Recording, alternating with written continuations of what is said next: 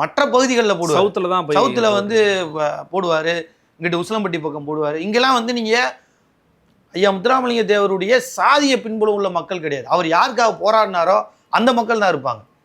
அப்போ இந்த தமிழ் தேசியவாதிகளாலும் அண்ணன் செந்தமிழன் சீமானாலும் நாம் தமிழர் கட்சியாலும் அவர் கொண்டு செல்லப்பட்ட விதத்தினால தான் இந்துத்துவாவிலேருந்து நம்ம இன்னைக்கு ப்ரொடெக்ட் பண்ணி வச்சுருக்கோம். நீங்கள் இப்போ என்ன பண்ணுறீங்கன்னா ஒரு நெரேட்டிவ் செட் பண்ணுறீங்க. ஐயா முத்துராமலிங்க தேவரை வந்து நீங்கள் தேர்தலுக்காக கையில் எடுக்கிறீங்க. இன்னொரு பக்கம் தமிழ் தேசியவாதிகள் ஐயா முத்துராமலிங்க தேவரை கையில் எடுத்து தேர்தலில் கிளைம் பண்ணிடக்கூடாதுன்னு தான் இந்த கூட்டமே. ஓகே, உண்மையிலேயே சோசலிச மையம்னு நினைக்கிறேன். அந்த மையம் தான் இதை மருத பாண்டின்னு அந்த அண்ணன் தான் நடத்துகிறாங்க.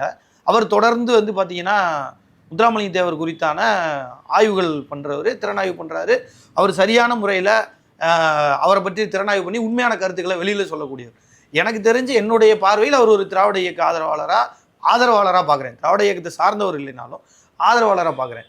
இப்போ உங்களுடைய அச்சம்லாம் என்னன்னா, சீமான் அண்ணன் மீதான காழ்ப்புணர்ச்சியும், சீமான் அண்ணன் மீதான நாம் தமிழர் கட்சி வந்து கிரவுண்ட் லெவலில் ஐயா முத்துராமலிங்க தேவரை பேசி அவர் வந்து அதை பொலிட்டிக்கலாக அறுவடை பண்ண போயிடுவாரோன்ற அச்சத்தில் நீங்கள் என்ன பண்ணுறீங்கன்னா, இப்போ திராவிட இயக்கங்களையெல்லாம் கூப்பிட்டுக்கிட்டு ஒட்டுமொத்தமாக சேர்ந்துக்கிட்டு நீங்கள் என்ன பண்ணுறீங்கன்னா, ஆர்எஸ்எஸ்க்கு எதிராக ஐயாவை நான் வந்து நிறுத்துகிறோம், அவர் வந்து ஆர்எஸ்எஸ்க்கு எதிரானவர்ன்ற பிம்பத்தை கட்டுறோம் அப்படின்னு சொல்லி நீங்கள் திமுகவுக்கு ஆதரவாக மாற்றுறதுக்கான வேலையை செய்கிறீங்க. அவ்வளோதான். இது வந்து முழுக்க இந்த கூட்டம் என்பது இன்றைக்கு அவர்கள் ஐயா முத்துராமலிங்க தேவருக்கு ஆதரவாக கூட்டம் நடத்துவது என்பது என்னன்னா, அண்ணன் சீமான் அவர்கள் மீதான ஒரு பயம், அச்சம்.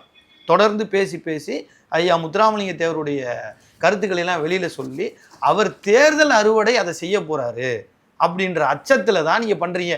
எங்களை பொறுத்தவற்றில் தேர்தல் என்பது முதன்மை அல்ல. உண்மையான தமிழ் தலைவர்கள், தமிழ் தலைவர்கள் உண்மையான பெரியார்கள் இந்த மண்ணில் ஒவ்வொரு இடத்திற்கும் கொண்டு செல்லப்பட வேண்டும். அவ்வளோதான். அந்த நோக்கம் எங்களுக்கு வெற்றி அடையுது. நீ என்ன வேணாலும் பண்ணிக்க.